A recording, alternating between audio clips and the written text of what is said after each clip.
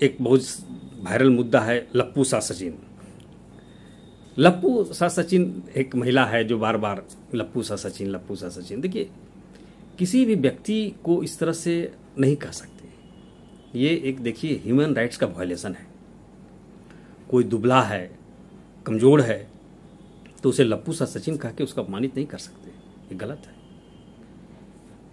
ठीक है, एक आध बार मनुष्य गुस्से में या कुछ से भी शब्द एक आध बार मुंह से निकल जाते हैं, हम लोग के से मुंह से निकल जाते हैं, तो उसके लिए ठीक है, उसको दोहराया नहीं जाता है। उसके लिए माफ़ी मांग ली जाती है, भाई सब जवान फिसल गया, नहीं बोलना था, मैंने गलती से बोल दिया।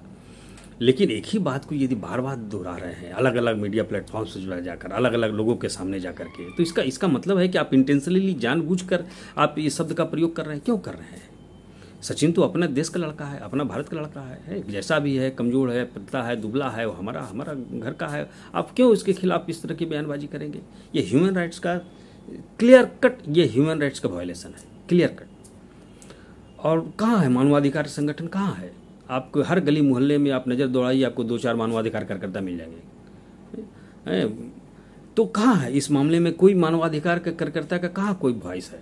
क्यों किसी व्यक्ति को अपमानित किया जाएगा उसके कद काठी को लेकर के, उसके रंग रूप को लेकर के? क्यों किसी व्यक्ति को बार बार अपमानित किया जाएगा? ये बहुत गलत है। मैं इसकी भर्त्सना करता हूँ।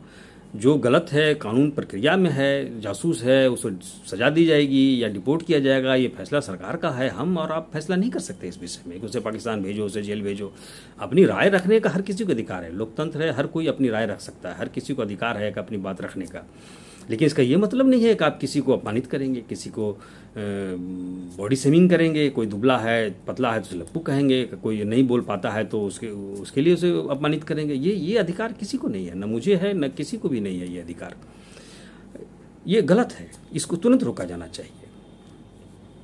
इसमें स्थानीय प्रशासन को भी आगे आ जाना चाहिए कि आप बार बार, आपने एक बार कह दिया, चलो ठीक है गलती हो गई, लेकिन आप बार बार एक ही बात को दोहरा रहे हैं, बार बार अलग अलग प्लेटफॉर्म से अलग अलग लोगों से मिल करके इसकी, तो ये इंटेंशन है। इसके खिलाफ में मुझे तो लगता है कि इस मामले में सचिन को भी एक कंप्लेन करनी चाहिए।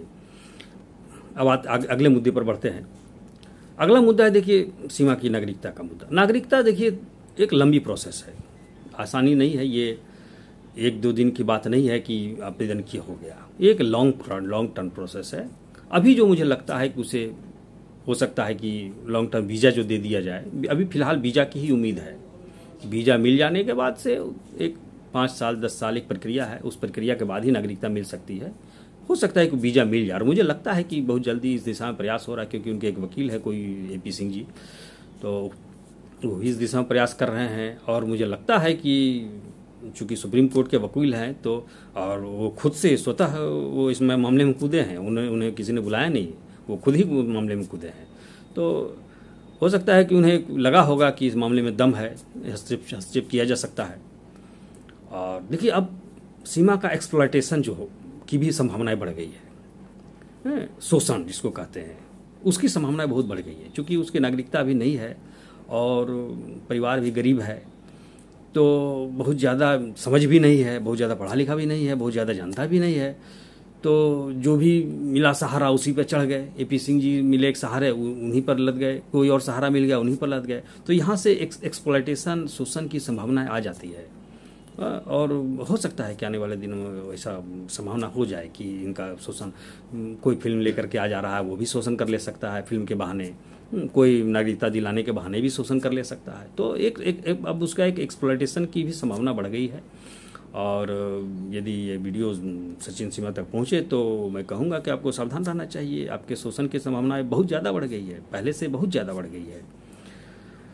तो और लोग मदद भी कर रहे हैं, उसका समर्थक तो आप जानते ही हैं, पूरे भारत में बहुत बड़ी संख्या में उसके फॉलोअर्स हैं, समर्थक हैं, आर्थिक मदद भी कर रहे हैं। उसने QR कोड भी जारी किया है, तो समर्थन भी मिल रहा है एक तरफ से, और दूसरी तरफ से मैं कह रहा हूँ एक्सप्लॉयटेशन भी होने की संभावना है। तो वहाँ से भी सावधान रहने की ज़रूरत है। अपनी प्रेगनेंसी पर भी सीमा ने कहा है कि मैं प्रेग्नेंट हूँ या नहीं हूँ, नहीं कह सकती। लेकिन देखिए सीमा प्रेग्नेंट है, ऐसा सीमा ने अपने बयान में ही कह दिया।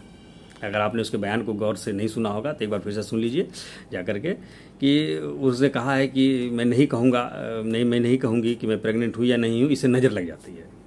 तो भाई नज़र तो तभी लगती है ना जब प्रेग्नेंट हो, यदि प्रेग्नेंट नहीं हो तो नज़र तो नहीं लगेगी नहीं। तो प्रेगनेंसी की संभावना है, हालांकि जब उसकी इच्छा नहीं है तो इस पर विशेष ज़्यादा चर्चा करने की हमें ज़रूरत भी नहीं है। हम अपना विश्लेषण कई मुद्दों पर हमने आज चर्चा किया, और हमारा चर्चा कैसा लगा आप हमें ज़रूर बताएं, अपना फीडबैक दें, अपना कमेंट दें, लाइक और शेयर करें, फॉरवर्ड करें, ज़्यादा से ज़्यादा इसे आगे बढ़ाएं ताकि ज़्यादा से ज़्यादा लोग इस बारे में जान सकें। धन्यवाद।